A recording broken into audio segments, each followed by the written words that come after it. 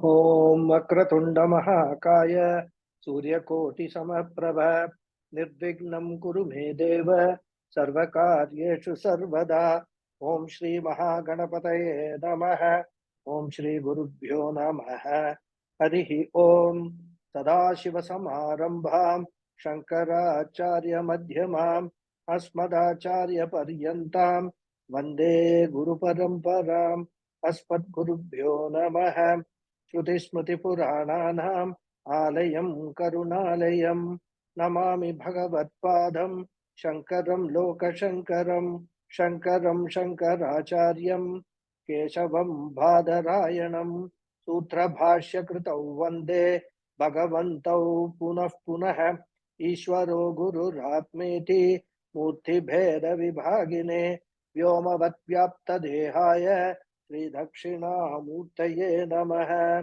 ओम सहना भवतु सहनौ भुनक्तु सह वीर्यं करवावहै तेजस्विनावधीतमस्तु मा विद्विषावहै। ओम शांति शांति शांति। हरि ओम श्री गुरुभ्यो नमः। हरि ओम। ओम पार्थाय प्रतिबोधितां भगवता नारायणेन स्वयं व्यासेन ग्रथितां पुराणमुनिना मध्ये महाभारतम् अद्वैतामृतवर्षिणीं भगवतीम् अष्टादशाध्यायिनीम् अम्ब त्वामनुसन्धदामि भगवद्गीते भवद्वेषिणीम् यं ब्रह्मा वरुणेन्द्र रुद्रमरुतः स्तुन्वन्ति दिव्यैस्तवैः वेदैः साङ्ख्यपदक्रमोपनिषदैः गायन्ति यं सामगाः ध्यानावस्थिततद्गतेन मनसां पश्यन्ति यं योगिनः यस्यान्तन्न विदुः सुरासुरगणाः देवाय तस्मै नमः। ओम Namaste once again everyone. Namaste Guruji, Pranam.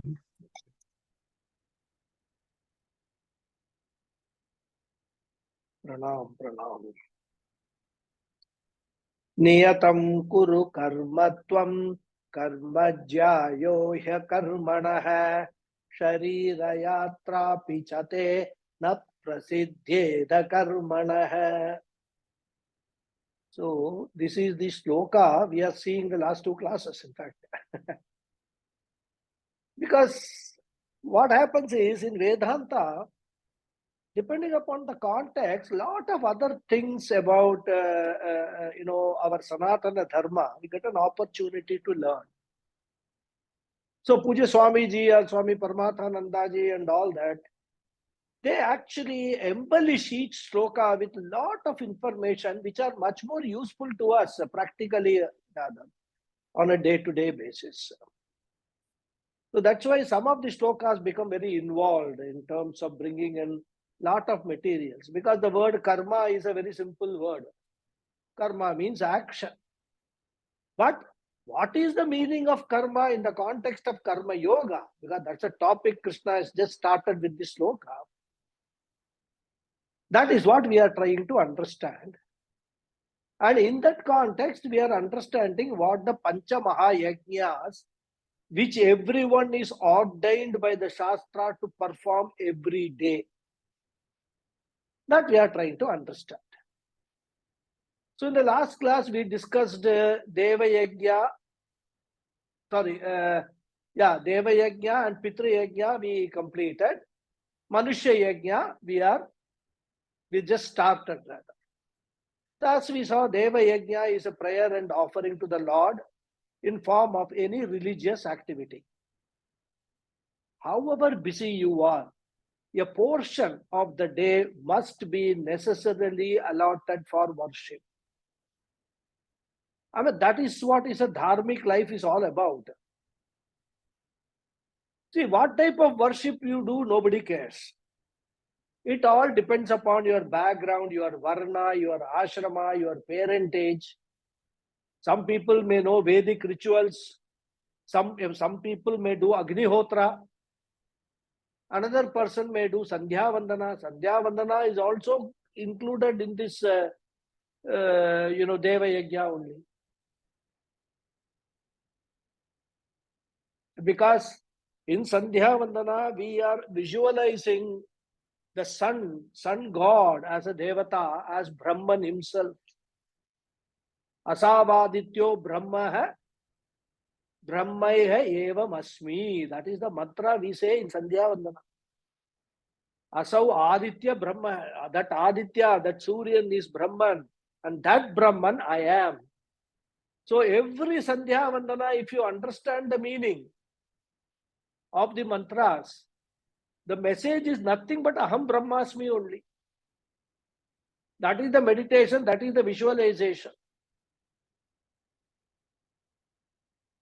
So, those who have been initiated into Sandhya Vandana can perform Sandhya Vandana regularly. Someone may not know Agnihotra or Sandhya Vandana, he may go to a temple, or nothing is possible, set aside some 10 minutes time, chant Rama Rama, Krishna Krishna. That is also Deva Yajna, taking the name of Rama, Krishna. Now, we have seen people,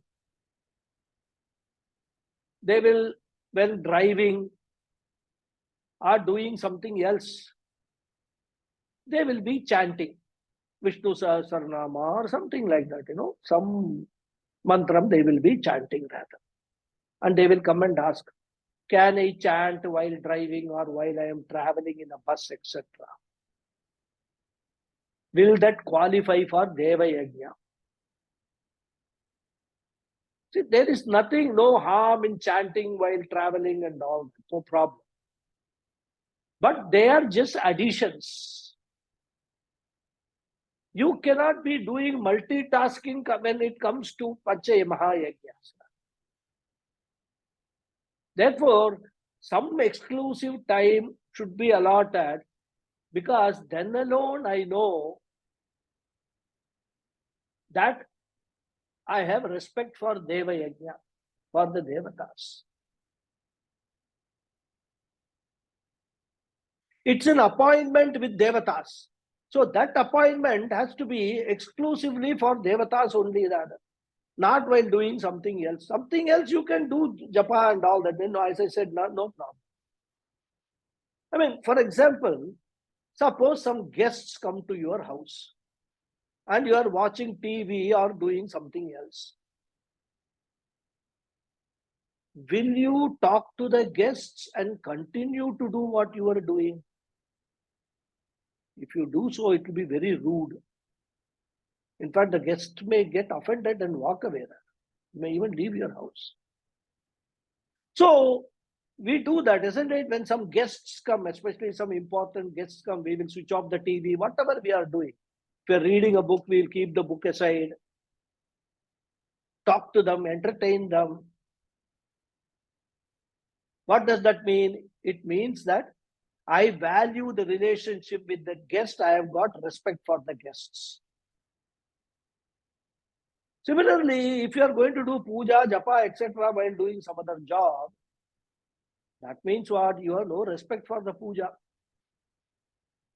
In fact, this is becoming more and more common rather. Even not only the people who are doing the puja, but the people who are officiating as priests also, they don't have any respect for the puja.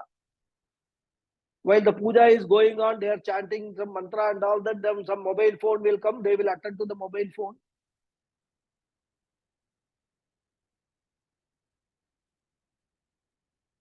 All that is happening, Kali Yuga Lakshana, what to do? But so far as we are concerned, we should set aside some exclusive time for japa or puja or anything. And after doing that regular mantra japa or whatever it is, if you are chanting while going to the office in the bus, or chanting while you are driving, or just chanting sitting in a place and doing nothing else, they all should be additions. But they cannot replace, they cannot be a substitute for the exclusive allotment of time for Deva Yajna. Then only it can be called a prayer, ritual, or a Nitya Karma. Nitya Karma means you regularly do a particular karma at an appointed time. And the times are for Sandhya Vandanam also, the Shastra itself give you the timings. You can't do Sandhya Vandanam night 10 o'clock. During Sandhya time only, you have to do Sandhya Vandanam. So there are times allotted, and the best time for any ritual, for any Deva Yajna is the early morning time. And fortunately, early morning time, if you are inclined to do the puja, that is the best time because everybody else in the house will be sleeping and nobody is there to disturb you. You can, with lot of peace of mind, full attention and devotion, do your puja, your prayer, your japa, whatever it is. So next we saw Pitru Yajna, worship of forefathers. We must always remember that what we are is because of our forefathers, is in whose lineage we have been born. Our scriptures consider worship of forefathers as extremely important. Again, the method of worship, it may differ according to the tradition, family customs, etc. Or even the way the forefathers have practiced, because even family to family, there may be differences rather in terms of how you worship. But what is important is the daily worship of forefathers, for which one has to allot an exclusive time. In fact, if you know the Shastras, they prescribe 96 Tarpanams in a year. We only do 12, one each month. Or maybe some people may do 14, 2 for the, the Mesharavi Sankramanam and also the other, Sankramanam. 2 Sankramana Tarpanas they may do. Some people may do 4 Sankramana Tarpanas. But actually Shastras prescribed 96 Tarpanams. Practically every second day you should be doing a Satarpana. That is all comes under Pitru Yajna. So, but then we will not, given all our circumstances, it may not be possible to do all that. But what we should actually focus on is that even if it is 5 minutes, 10 minutes, allot an exclusive time for Pitru Yajna. See, in the West, of course, we also now started doing it. We celebrate one day a year for parents and call it Father's Day, Mother's Day. Then, of course, other siblings are there, Sister's Day, Brother's Day. All those things are there. But if you look at it, they don't have a day for the forefathers. There is nothing called Forefather Day, Grandfather Day, Grandmother Day, Great-Grandfather Day. But our scriptures are all inclusive. We are allotting time for so many things. And if we fail to allot some exclusive time for our forefathers, offering prayers to them on a daily basis, then we will be termed as ungrateful people, not fit to be called as a human being.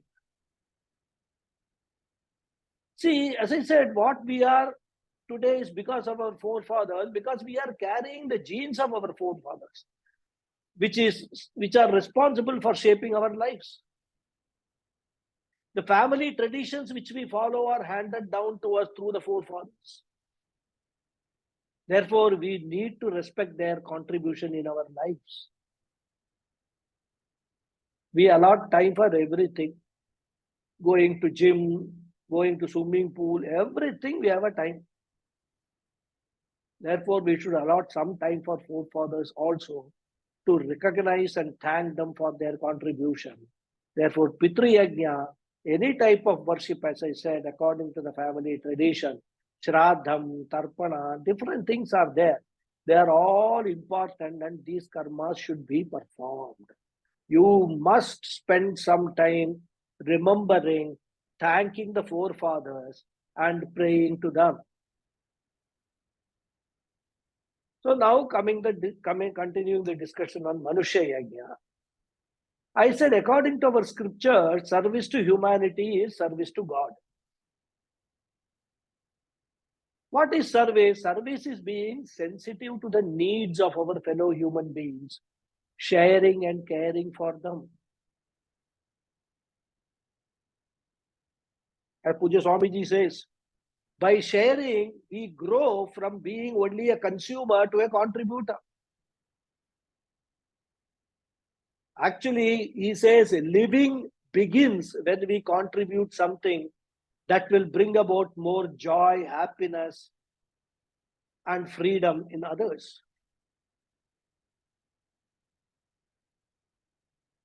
Many people, when you ask, how are you? They will say, getting along. Chalta hai, chal raha hai, or something like that in Hindi. Isn't it? Merely getting on is not real living. Real living is to be a positive contributor in any manner that you want. As I said, to grow from a consumer into a contributor. For that, the first thing that we must cultivate is compassion. When you look at the human beings around, first of all, look at yourself and be thankful to Bhagavan.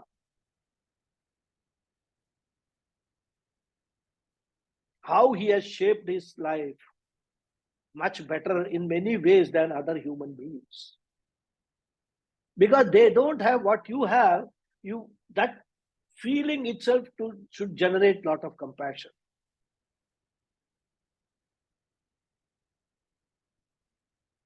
Because this compassion, this value evokes the largeness of the heart, love, giving, gentleness, understanding, and respect for all humanity.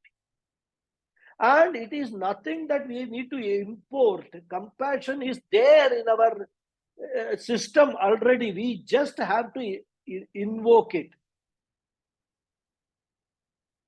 And one of the most important ways we can do that is to cultivate the value of dana, giving. We can find many occasions and situations. In fact, even as per our culture, there are many occasions and situations, even Shastras say, where we can give dana. They are considered auspicious for giving dana. Many occasions like birth, wedding, people celebrate 60th or 80th birthdays, that is Shashtiyabdamurtiya, Sadabhishekam, death, eclipses, festivals, so many things, so many occasions are intrinsically associated with dana or giving. There are many forms of dana like Anna dana, Vidya dana, Dhana dana, Vastra dana, so many Dhanya dana.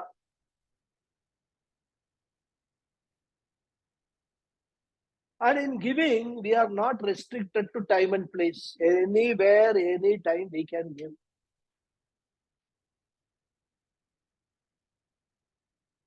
So even though the Shastra and the culture points out to certain occasion, but we need not bind ourselves only to those occasions. We can give it at any time, at any place, depending upon the circumstances. And dana, mind you, is not just the act of giving, it is also the attitude with which we give. And dana is a mark of growth. Because one of the obstacles of self-growth is the inability to give even when there is a situation that requires us to give. Because if we observe, it is a human tendency to keep on accumulating and avoiding giving or sharing. Very difficult. How to change this? The Shastra says, Danena adanam tara. Cross over the tendency of not giving by giving. And Puja Swamiji very, very remarkably says that Danam is one of the most difficult habit to develop. Whenever there is an opportunity for us to share or give, the human mind will come up with 100 excuses and justifications for not giving. Therefore, Puja Swamiji says that in the initial stages, force yourself to give. You must force, though one part of your mind may not be in agreement, it will come up with a lot of objection. That part will come up with a lot of reasons for not giving. Swamiji says, ignore that part and force yourself to give. Over a period of time, you will develop the habit of giving, and then it will come naturally to you. Because to grow into an adequate and secure person and to help others to grow is our culture. And this growth does not happen without our initiative. Our way of life should make us grow into the fullness that we are capable of. And as I mentioned in the last class, corporates, collective bodies, etc., the NGOs, they have a larger role to play in this Manushya Yajna.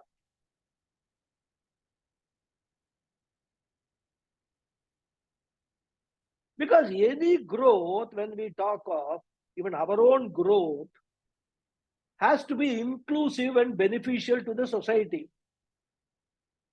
We have to contribute proportionate to our capacity. We have stories of saints who gave everything they had to the society, that their families had to starve. Such extremes should be avoided. We need to understand the objective value of money and its role in our lives. No doubt, money is a means for accomplishing various ends, but it can neither fulfill our need for emotional security, nor can it compensate for an underlying sense of inadequacy. We try to use the money with us, the resources with us, monetary resources, thinking that by spending or by acquiring so many things, it will serve our, fulfill our emotional security, and it will actually address the sense of inadequacy. But it never happens. Any amount of money that you can spend, that sense of insecurity, emotional insecurity and sense of inadequacy continues. The apurnatvam that we all experience, that continues.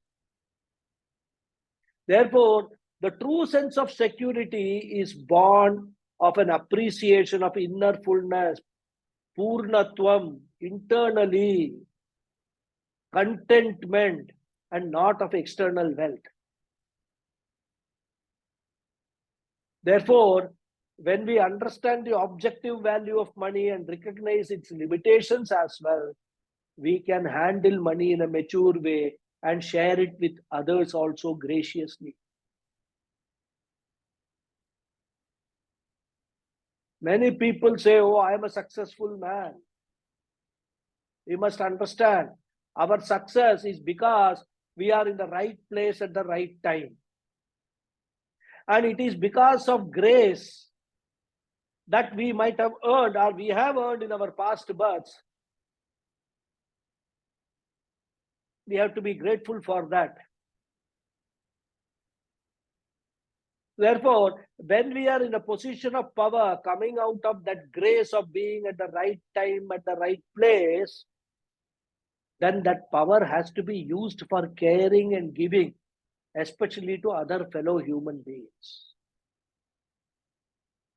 Therefore, Manushya Yajna includes all types of social service, whether it is poor feeding, supporting the orphanages, old age homes, homes for destitute, etc. We can donate clothes and sweets to children of orphanages during special occasions like Deepavali. We can visit these institutions and spend some time with them, because they are all thirsting for somebody's care and love. You must visit some of these places, it is pathetic.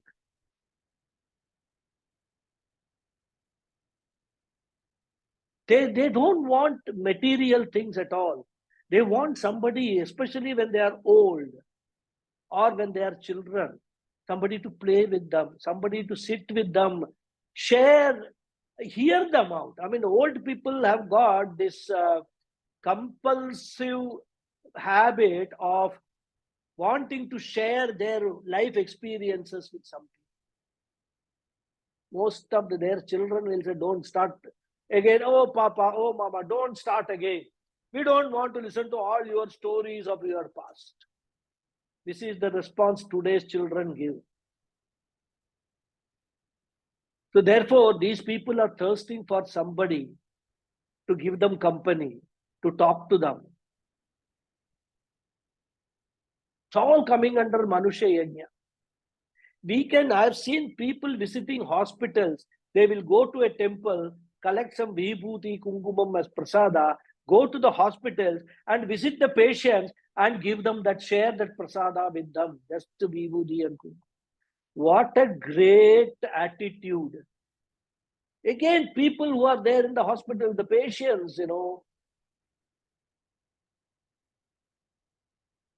they are also in a very desperate situation. I mean, they can't go home. They don't like to be in the hospital. They have to be there for treatment. There are fixed hours for people to visit them. All those things are there. And mostly people who visit, who are daily the same set of people will visit them.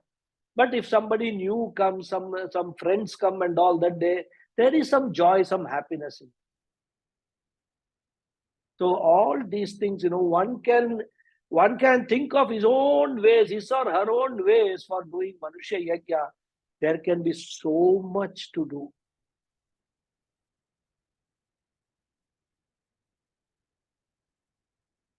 In fact, once upon a time, when I think about all these things, what all things one can do, one of the things I realized that there are many old couples who are living alone in metropolitan cities.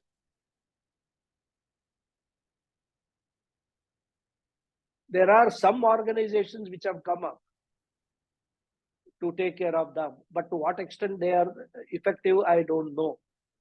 But one idea was that why don't you actually just select some 5 couples or 2 couples and every day go to them and ask them what they want. Suppose they are not able to cook, why don't you cook at home and take some food for them? If they want to go to a movie, one day in a month you allot and then take that old couple to a movie. Their children are not around to do all these things for them. They want to go to the temple, they can't go alone. Take them to the temple one day. So many things, as I said, if you start thinking about it, you will get 1,000 ideas. Pick any of them and do it. That is Manushya Yajna. Now we'll talk about Bhuta Yajna. Bhuta Yajna is based on the dharmic value. Ahimsa paramo dharma hai. Non-injury is the foremost value. And at the foundation, at the big, base level, Bhuta Yajna is appreciating all creation as Ishvara, preserving and living in conformity with the laws of nature, worshipping, protecting, and supporting animals, plants, trees, forests, all forms of life. Because worship is considering nature and all forms of life as sacred and manifestation of Ishvara. And protecting and supporting is showing kindness and compassion to them. So here, both recognition and sensitivity are involved. And by recognizing the cosmic forces, we do not take anything for granted. Sensitivity to environment, understanding of ecology are vital for preservation of life. Therefore, our reverential contribution to Bhuta Yajna involves working to improve the ecological balance in all respects, such as feeding and caring for animals, planting trees and protecting them, nurturing plants, protecting and sustaining the water bodies, preserving the environment in general. And reverence to our nature is steeped in our culture. We worship trees on occasion, we revere the trees, plants, animals, rivers, Mother Earth. We worship the Tulsi plant as a manifestation of Goddess Lakshmi. If you go to ancient temples, they have got what they call the sthala vrikshas. Trees are associated with the sacred place and located behind the sanctum sanctorum. Trees like Ashwatha, Peepal, Banyan, Neem, they are all considered sacred and they are all worshipped. And our deities, if you observe, are associated with animals and birds as vahanas or vehicles to encourage us to develop respect and kindness towards them. Ganesha, when we worship the Mushika also along with that. When we worship Lord Subramanya, we worship the peacock also, which is his Vahana. When we worship Vishnu, we worship Garuda, which is his Vahana. So like that, when we worship Shiva, we worship Nandi as the Vahana. So not only that we develop a reverential attitude towards the Devatas, but also towards all their Vahanas, which are nothing but the fauna of this entire universe. Therefore, feeding domestic animals, birds, etc., is a part of the daily routine in most households. Rather, giving food for the crow, feeding the cow. All these are routine. The cow may not belong to you, but still you will look for a cow. So all these different forms of worship should be understood with the spirit and attitude of nurturing. Ahimsa or non-violence is a dharma or universal value that is a commitment to a lifestyle of least disturbance. In fact, in a relative world, absolute ahimsa is not possible and therefore has to be understood and practiced within its limitations.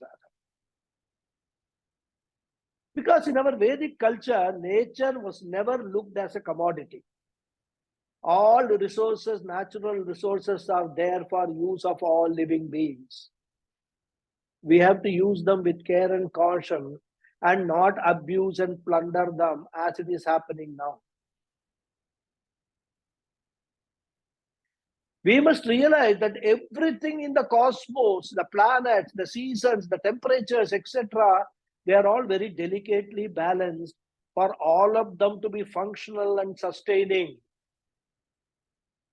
Tampering with the delicate balance is a short-sighted approach. That is what the human beings have been doing all along. And today we are facing the consequences. There is a danger that the entire human race may be completely annihilated, or at least a large part of it will be destroyed.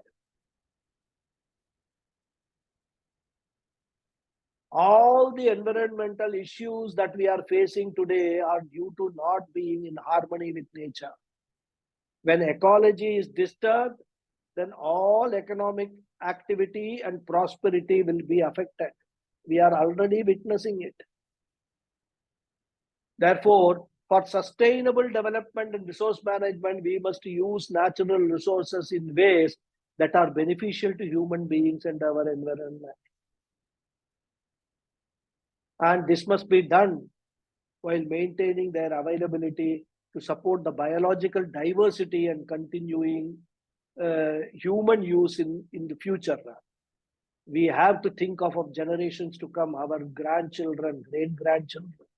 We may be alive or not, but they also have to live in this planet. At a very simple level, environmental awareness is understanding the interconnection of all things and living in a manner that respects the ecological balance. Of course, at a deeper level, environmental awareness is an appreciation of Ishvara with reference to creation, both being the nimitta and upadana karana. When we are in harmony with the natural laws which are consistent, unbiased, and non-separate from Ishvara, we remain in harmony with ourselves. So that was Bhuta Yajna. Last but not the least is Brahma Yajna.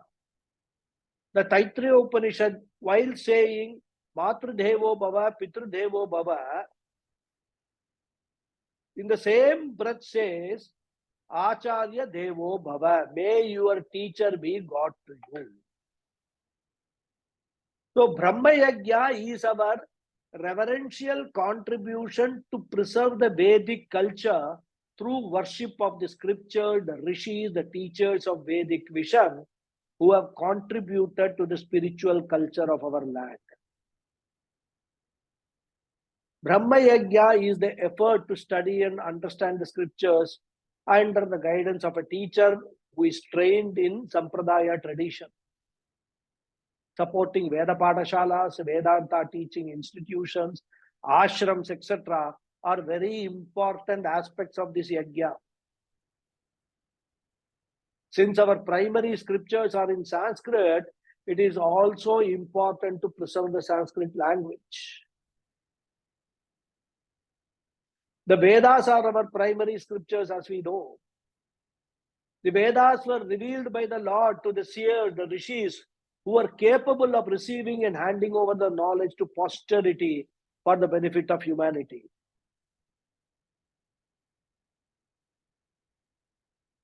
Being in the form of Shabda or sound waves, the Vedas have been preserved through the ages in the form of highly sophisticated oral tradition.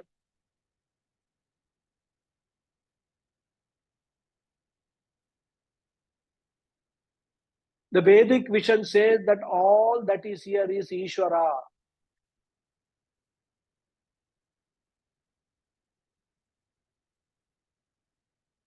Ishavasyam idagum sarvam, says Ishavasya Upanishad. Starting, everything that is here is Ishvara.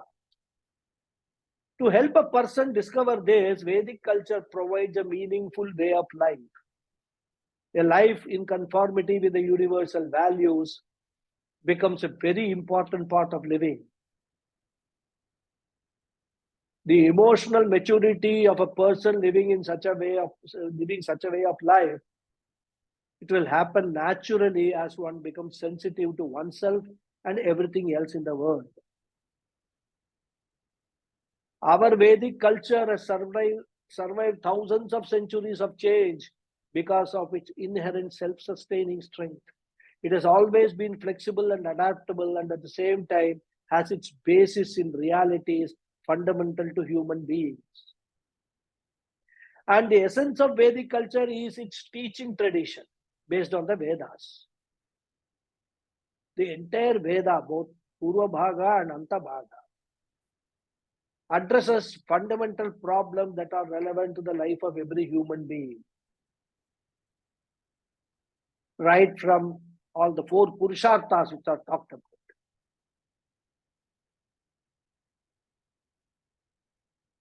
And their focus is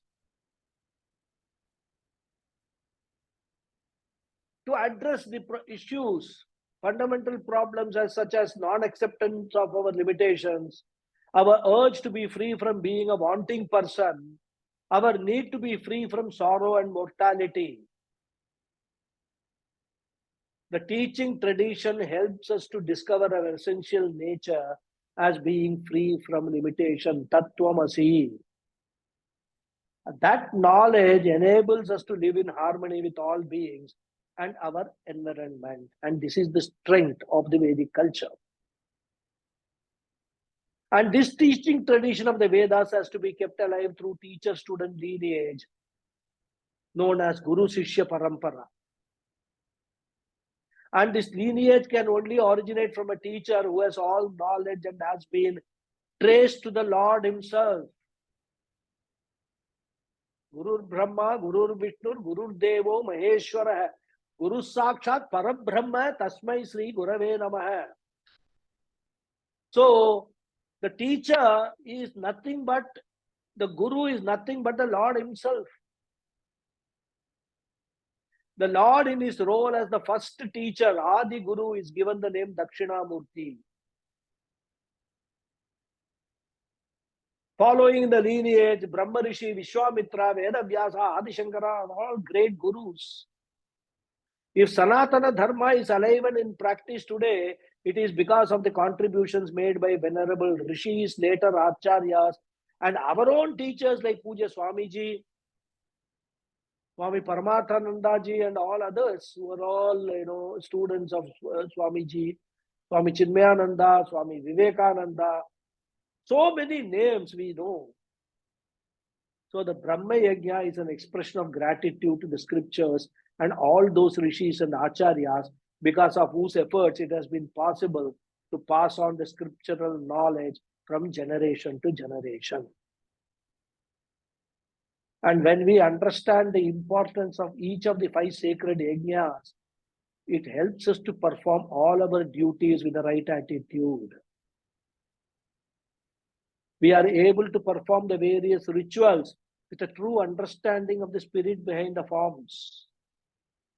The inner harmony and rhythm born out of performing the 5 sacred duties helps us to pursue our goals successfully in alignment with our dharma with least efforts. And as I mentioned last class also, all these 5 sacrifices or rituals are to be done compulsorily and cannot be substituted for each other. For example, if a person's income is liable to income tax, he cannot say that I will pay GST instead of income tax. Isn't it? He will have to pay both. Payment of GST is not a substitute for payment of income tax. And the reason why I point out this is that some people tell me that on their parents' Shraddham Tithi, they go to some orphanage or an old age home and do Annadana. And they justify this action because for whatever reason, they do not want to do the Shraddham, or they are unable to do the Shraddham, which is a part of Pitra Yajna. But we must clearly distinguish between those who are unable to do Shraddham due to some extenuating circumstances and those who do not want to do Shraddham and are looking for some excuse. This we must be very clear. Doing Annadanam on the Shraddham Tithi is good, very good, excellent. There can be nobody can object to that. But that karma comes under Manusha Yajna, not Pitra Yajna. Therefore, both have to be performed. Manusha Yajna cannot substitute for Pitra Yajna. Therefore, we must understand these distinctions very clearly. Like I said, one cannot say, I will pay GST instead of income tax. Now, one may say that doing this Panchamaha Yajnas on a daily basis, very time consuming, and given our busy and tight daily schedules, we may not find time to do all these yajnas. Fair point. Because we have let ourselves to get into this situation. During the Vedic period, the main focus was on performance of all rituals and duties ordained in the scriptures, and doing anything else was secondary. This attitude of earning more and more, accumulating more and more wealth for me, my family, my 7th generation was never the culture in the Vedic period. Therefore, this excuse of lack of time was not relevant. But yes, the times have changed. Therefore, the Shastra, like a mother, foreseeing this change, has prescribed a simple ritual. You can call it an abridged version to perform some of these yajnas. And this ritual will hardly take 10 minutes and can be performed independent of any other karmas. Nowadays, most people perform this abridged karma, which is called Brahma Yajna, once a year on the Upakarma day. In fact, I feel that many of them may not even know what they are doing and the purpose of performing this karma. This karma is called Brahma Yajna, as I said. And it starts with recitation of some Vedic mantras, including Gayatri mantra. One mantra from each Veda. And it includes Deva Rishi Pitri Tarpanam also. Brahmadayoho ye deva tan devan tarpayami sarvan devan tarpayami sarvadeva ganan tarpayami sarvadeva patnis tarpayami sarvadeva ganapatnis tarpayami. So Deva Yajna is over. 5 offerings. Then Krishna Dvaipayana Adayoho ye rishe hai tan rishin tarpayami. So there also Sarvan Rishin Tarpayami, Sarva Siganan Tarpayami, Sarva Rishi Patnis Tarpayami. See, even the Rishi Patnis, who are equal contributors for whatever the Rishis have done, they are also worshipped, prayers are offered to them. Then Pitru Yajna follows. Soma Piturman, Yamo Angiraswan, Agnihi, Kavyabana hai. Sarvan Pitrun Tarpayami, Sarva Pitragan Tarpayami. This whole thing will not take more than 8 to 10 minutes. Pitru Tarpanam, Deva Tarpanam, and Rishi Tarpanam. Therefore, 3 out of the 5 yajnas, Deva Yajna, Pitru Yajna, Brahma Yajna or Rishi Yajna, covered in this karma, which can be performed on a daily basis. Manushya Yajna and Bhuta Yajna can be performed separately. Manushya Yajna, very simple. Let's take Bhuta Yajna, nothing. Just whatever food you eat, before you eat, offer one little bit rice to the crow or something, the birds, etc. Bhuta Yajna done. Because as I say, it is not what the Shastra focuses on your attitude, your bhavana, with what bhavana you are doing these actions, rather than focusing on the action itself. Most important aspect of Manushya Yajna is providing food to the needy and hungry. But we must be careful. That does not mean we should give stale food or leftover food, etc. If we cannot cook, we can even get some food from some restaurant and donate that. There are many NGOs who are working on this noble cause and can even join hands with them, provided they are genuine NGOs.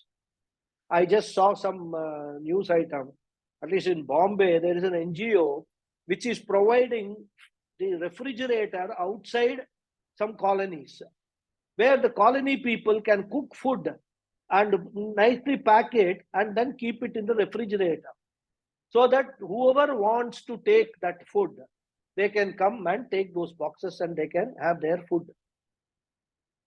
Here you need not go in search for anybody. It will be there in the refrigerator. They can, anybody, unknown, they are all atitis rather. They can come and take the food. Such things are happening. So we can actually participate in such things. So Bhuta Yajna, as I said, one thing is giving food to the birds, etc. You can just plant trees, water the plants. Even in summer, you can keep a bowl of water outside, in the terrace or somewhere where thirsty birds can come and have water. So many things we think of, we can come up with ideas how to practice Bhuta Yajna. practice of non-violence towards all animals, all living beings, including mosquitoes, most importantly, because the maximum violence we practice is against the mosquitoes. We see a mosquito, kill it. Therefore, when you look at this, understand this Pitru Yajna, the purpose behind it, one can choose what one wants to do, and none of these will be time consuming. Therefore, what is more important in the performance of the Pancha Maha Yajnas is our attitude, our desire to live in harmony with our surroundings. If we do not have proper attitude, then we can find scores of excuses for non-performance of the Pancha Maha Yajnas. So, this is a very important action, defining what a proper action is from the Karma Yoga perspective. That is the topic we are all discussing, right? Now, with that background, let us revert to understanding the sloka. I will repeat the sloka.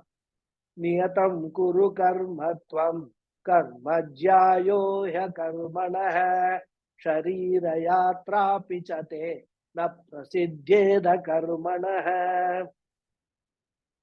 So I'll remind you, Krishna now starts elaborating on the various dimensions of Karma Yoga, starting from this sloka, and I think it goes up to the 16th sloka.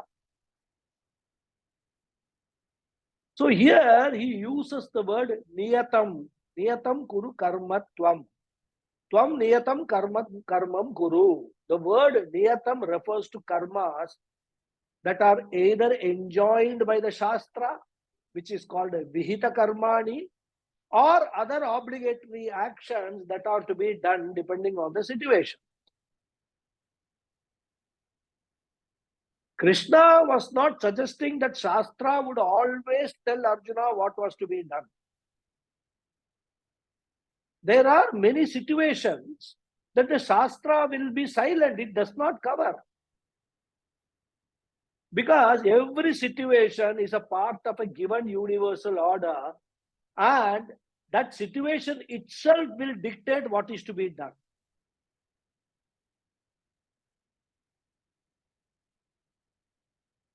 Thus, you need not be told that a particular action is to be done at a particular time. Given the situation, what is to be done becomes very obvious.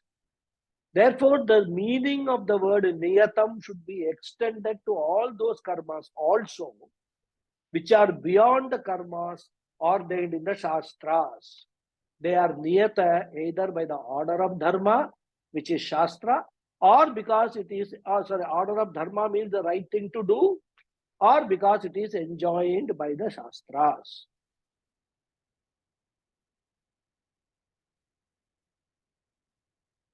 So, the karma that is obvious in a given situation, that which is proper, is also niyata karma. In the context of Arjuna, Krishna wants to emphasize that fighting this war is a obligation that Arjuna has got from a dharmic perspective. Therefore, it is a niyata karma for him. So, it could be a karma which must be done either daily or occasionally.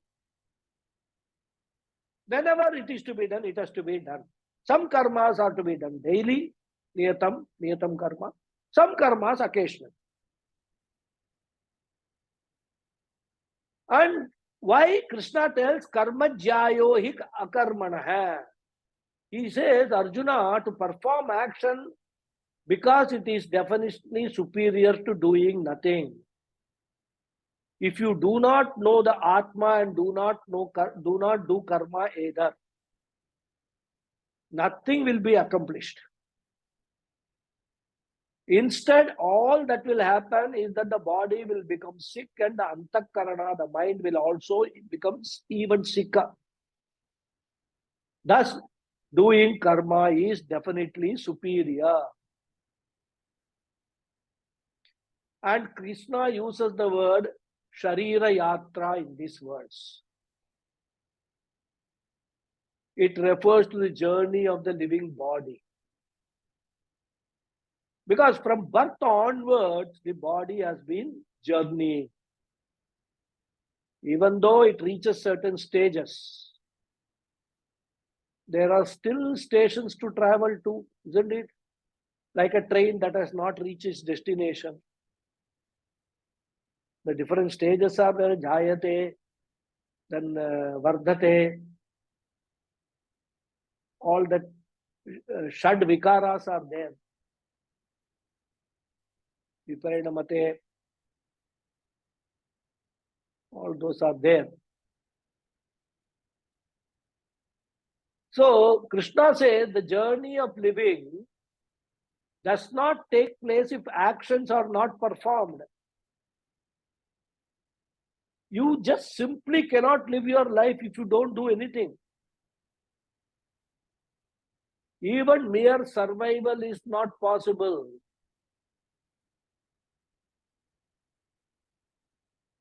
And even if you say, no, I just want to merely survive, by merely surviving, you are not accomplishing anything. Even animals, plants, birds, insects, everything survive. But survival alone is not considered to be a human accomplishment, because this instinct for survival is there in every living organism, including COVID. This, what is that virus? You see, we are seeing all these mutations of this virus. Why? Instinct for survival. The virus doesn't want to die. So you bring one vaccine to destroy the known virus or prevent you from the downside effects of that virus. Virus mutates itself, instinct of for survival, then comes in another different form. You don't have a vaccine for this, you have to now prepare another vaccine for it. And human beings, using their free will have the 4 purusharthas to be accomplished, which cannot be done by not doing action. Therefore, doing action becomes inevitable. But then, this leads to a dilemma. What is that? If I do action, I will gain punya and papa, isn't it? And this punya and papa will be the cause for my next birth. And again, in the next birth, I will gain more punya and papa through my actions. So this process is endless. If moksha means an end to this cycle of births, then I will never get moksha. Therefore, if I do not do any action, which means I will not earn any punya or papa, my chances of getting moksha are better. Then why is Krishna saying that karma jyayo hi akarmana? Doing action is definitely superior to inaction. In fact, all this could be Arjuna's thinking, isn't it, when he is hearing all these things? And there seems to be some logic and reasoning in what Arjuna may be thinking. So the question is, what is the answer for this dilemma? Answer we will see in the next class. Okay, I'll stop here.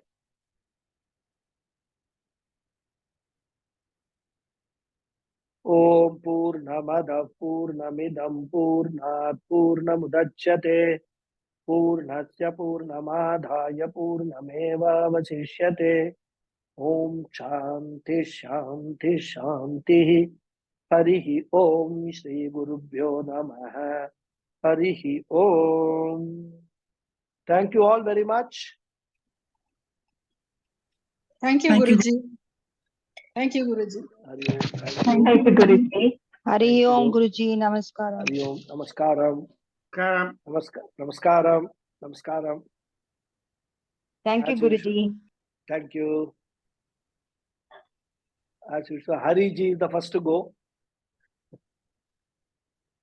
Yes, Hari ji. Unmute.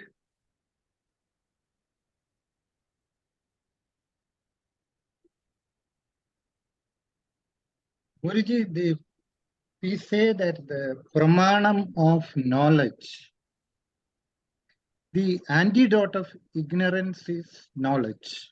Yeah. And the pramanam of knowledge is our shastras. What are shastras? Not our Shastra, our Vedas. No, Veda is the Pramana. Because when you say Shastras or scriptures, right from Ramayana, Mahabharata, up to Brahma Sutra, it is there, isn't it? I will talk about the Pramanam in tomorrow's class. Okay. Okay. So far as we are concerned, there is a definition for what is Pramanam, and the knowledge, that knowledge only is said that Pramanam for moksha. Pramanam means what? Simply means of knowledge, right? So what are those scriptures which are told to be the Pramanam? We will discuss in where the Viveka Chudamani, because my introduction, I'm going to cover all these things a little bit. Okay. Tomorrow's Viveka Chudamani, I will cover that. But pramanam is also proof, no? Pramanam has got, see, like Pramanam, every word in Sanskrit has got different meanings. Pramanam as a proof, we have attributed it is a secondary meaning, because what is the proof of saying what is the proof of what you are saying? We say the Pramanam proof is this, but actually speaking, Pramanam means of knowledge. So when you say what is the proof with, what is the basis of the knowledge on which you are saying this? Which if you translate, what is the Pramanam? So Pramanam basically means the means of knowledge or the basis of knowledge. And in our practice, we use it as Pramanam as proof, meaning the same thing only, but diluted way. We have to understand the intention behind asking what is the proof. No, my question was based on various the so-called pseudo intellectuals, who come and say that the Karmaganda portion are all irrelevant. It is all Vedanta, and you need to go only on jnanas. These are all the arguments. Very many, even gurus, the so-called gurus, who are, to me, it appears that they are pseudo-intellectuals, where they totally neglect and condemn our traditional way of living, which my great grandfather and grandfather and parents and all have been doing it, going to the temple. No, it's not. It is all and they may also quote here and there from some Vedantic parlors, that they will also quote. But then it becomes, to a great extent, it becomes a dangerous signal, and they are able to convince the youngsters who get easily swayed. And so you don't have to do this, you don't have to do this, you don't have to do this. You do only for the sake of their own satisfaction. They may do some dhanam here and there, but with no real conviction. See, that is why if a person is a jignasu, he wants knowledge, he should go to a sampradaya guru. Therefore, when you go to a guru, when you are in search of a guru, you must first ask the guru who is your guru. And if you don't know, Because by knowing who is the guru of the guru that you are approaching, you will know whether he belongs to the tradition of teaching or not. Because you see, even in other normal teaching, we have got universities, we have got tutorial colleges, we have got private tutors. There are so many people are there, isn't it? Now, if you want to get an excellent law degree, which will help you to practice and have a very good career in law, which university you will go to? And you might, assuming that you have no restraint for any resources, you can go to the best. You are very intelligent and all that. Will you not want to go to Harvard Law University and study? A student coming out of Harvard Law University, of course, I'm not just making a comparison. I'm not saying Harvard is the best or anything, but I don't know nothing much about all this teaching and all. But generally, that is the opinion. Somebody from Harvard Law University is one of the biggest, highly paid and successful lawyer. But we have got the same law is being taught even by some, small institutions. Whether they are teaching real law or they are teaching what, nobody knows. So my approach is very simple. Don't worry about what other people are doing. Vedanta is your personal pursuit. Here, I am not here to spread Vedanta to the whole world so that the world becomes a better place to live. I have no such idea, no such ambition. Puja Swamiji also had no such ambition. I want to completely change this world and make it a better world. So my way is the only right way. He never said that. So what we have to look at, what is it that I want to know? So I make some inquiries. I find out that such and such guru belongs to the Sampradaya. And if it is Sampradaya, means which Sampradaya we are talking about? We talk about, when Advaita Vedanta Sampradaya, we talk about teaching of Adi Shankara. So is this guru a teacher in the tradition of Adi Shankara? First question we ask. If he is a teacher in the tradition, and he is a sannyasi, he is a qualified guru. He is both Shrotriya and Brahmanishta. Because these two qualifications, again, Viveka Chudamani, we will talk about that. Two qualifications. Qualification of the student we saw in Tattva Bodha. What is the qualification of a guru? Question.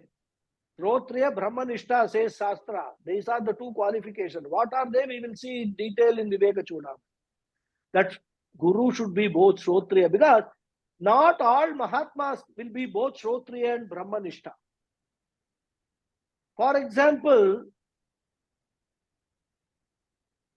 Ramana Maharshi was not Shrotriya, but he was a Brahmanishta. Only a Shrotriya guru can actually unfold the message of the Vedas, of the Vedanta, of the scriptures. The way we have been, taught. Understand Shankara Bhashyam, every word that Shankaracharya has written there. So all those issues are there. So from a personal perspective, let us not worry whether X Guru, Y Guru, Z Guru is doing the right teaching or wrong teaching, justifying whatever they are doing. There is a very big organization called ISKCON. They don't touch Vedas at all. They don't touch Upanishads at all. Their main this thing is Bhagavatam. Bhagavatam is a Purana. And they may take Bhagavata Purana as their pramanam for whatever they are teaching. That's all.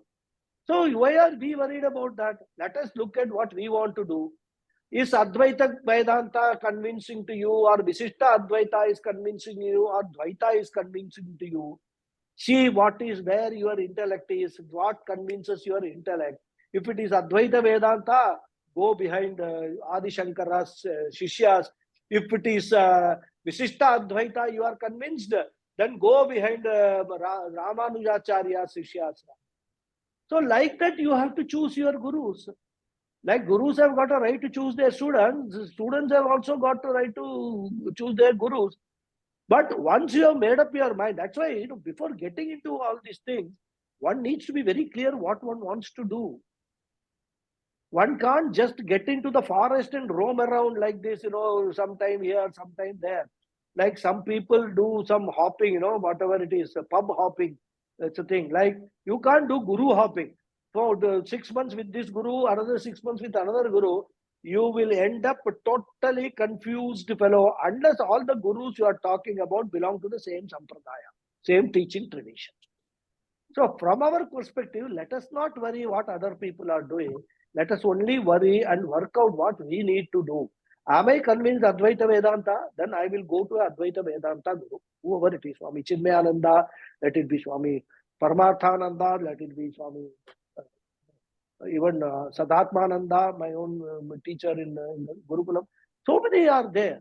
We go to them and learn what is to be learned. They know how to teach, what to teach. So that will be my answer. Let us not worry about others.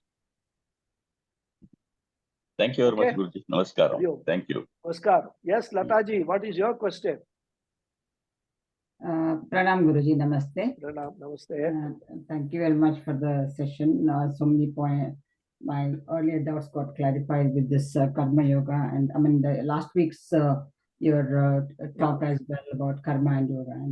And today's question, I'm not sure whether this is completely relevant, but the first question is now not a question; it is a request. Can you tell briefly a little about the Adi Guru Dakshinamurti? That's one thing. And another thing is you mentioned abridged form of the yajnas, which includes Brahma Yajna, Deva Yajna, and Pitru Yajna. You mentioned some term for that. What is the term that you mentioned for that? For the abridged version? Sorry? No, the ritual is called Brahma Yajna, but it includes Deva, Rishi, Pitru Tarpana. Deva Tarpanam, Rishi Tarpanam, Pitru Tarpanam. It's called Brahma Yajna. Three karmas. Huh? Yes, Brahma Yajna. The title is Brahma Yajna, but it Brahma includes these three also in that. Yeah. Got that, Guruji. Thank you very much. And is it what is it that you want to know about Dakshinamurti? About this, I have a little more, one or two more things to ask about the Brahma Yajna, which includes the three yajnas. Is it something that is performed only by men as a part of the Sandhya Vandanam, or is it a separate one, Guruji? No, it is, this is part of a Sandhya Vandanam, Madhyanigam, they perform. But for women, see, if you have not learned the Vedas, you want to do Deva Yajna, you read Ramayana. Every day, one page of Ramayana you read. Or you chant Vishnu Sahasranamam every day, 15 minutes. Anything, anything you set aside, but you should not be doing cooking Vishnu Sahasranamam and doing something, watching TV, keeping a book in your hand and then reading Mahabharatam. No, not that. Mahabharatam I will not say. Deva Yajna, Ramayanam you can read. You can chant shlokas. Deva Yajna is fine. Pitru Yajna, see, normally in our culture, when you are married, all these are ordained for men mainly because females, the women of the home have got other responsibilities. Correct? We must not think that they are being deprived of anything, nothing like that. The roles in a house, a family is a unit. I mean, just because one person has been appointed as general manager marketing, he can't be performing general manager finance role also. These roles are all distinct roles. So the women have been based upon their own natural tendencies. Their own, women are, their embodiment of love, compassion, whereas men are not. If you have to bring up your child with love and compassion, it has got to be done by a female only. Men cannot do it. A child brought up by a man will turn out to be a ruffian, I would say, probably. So these roles have been made different. So what they say, that let women focus on Swadharma. What is Swadharma? taking care of the family. All home ministry, internal affairs, you take care. Over and above that, you want to do some Deva Yajna, Pitri Yajna. Pitri Yajna you are doing in any case by being part of all the yajnas your husband is doing. So you need not do Pitri Yajna separately. Yeah. In fact, Bhuta Yajna you do instead of the men, because the cooking you do and the offering of food to the birds you do. Many times men will not bother about all these things. The female or women of the house, they if they got this plants and all that, they will water the plants. They will care for the plants. Yes, Guruji. These are all, activities women do. So if you actually start analyzing, it is women who are knowingly, unknowingly doing all these yajnas. All that you have to do is now see if there is any gap. And then Manusha Yajna also, the biggest contribution, who does the cooking for feeding? Women do. What do men do? Nothing. They do this Tarpanam 10 minutes and say, I have done my Yajna. But real Yajna, but that should be done with that attitude. That is important. Understanding and attitude is important. Otherwise, No. I can give you that even actually females, women in the home do more of these Pancha Yajnas than men. They do it in detailed Yajna. Men only do shortcut, abridged version. But females do detailed Yajna. We must understand all that. And that is the role of the women in the family. In fact, she has to support. A man cannot perform Shraddham for his parents without the wife. You know that? So, wife is a very important, has an important role to play in all these Pancha Mahayajnas. Yes, Guruji. Yeah? Thank you, Guruji. Thank you. About my earlier thing, I'm not very familiar with the Adi Guru Dakshinamurti. If it's possible to say here, otherwise we can talk about it another time. See, we trace our lineage of Advaita Vedantic teaching to Lord Dakshinamurti in the form of what we have seen. And Dakshinamurti Stotram starts with that Mauna Vyakya Prakatita Parabrahma Tattvam. It starts with that, right? Mauna Vyakya means Dakshinamurti never taught anything. He only kept silent, and because of his silence conveyed the entire teaching.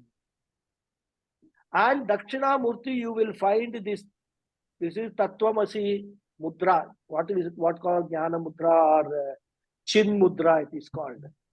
Right? This is Dakshinamurti's Mudra. You will find there.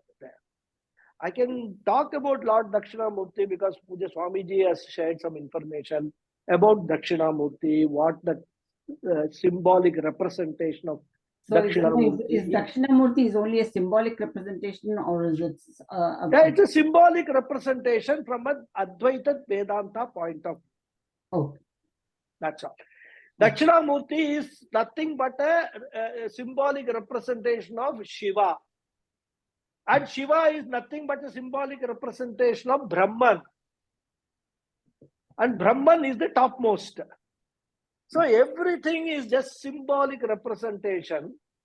And we have to understand that.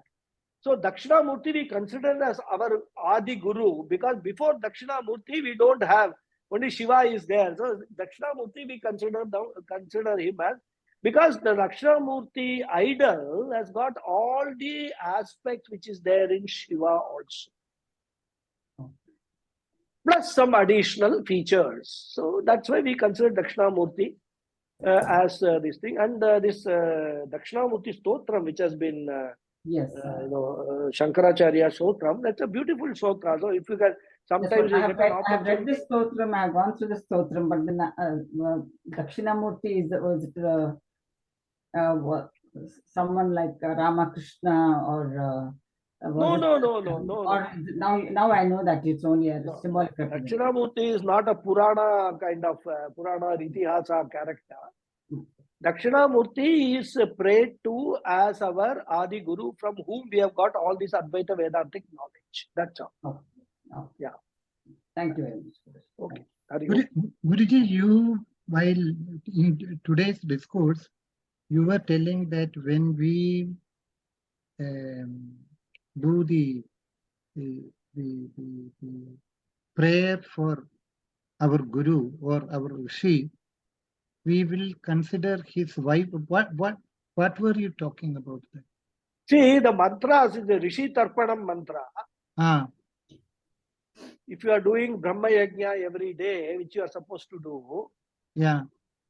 the Rishi Tarpana mantra, Deva Tarpana mantra, Pitri Tarpana mantras, all those Tarpana mantras, Tarpana means what?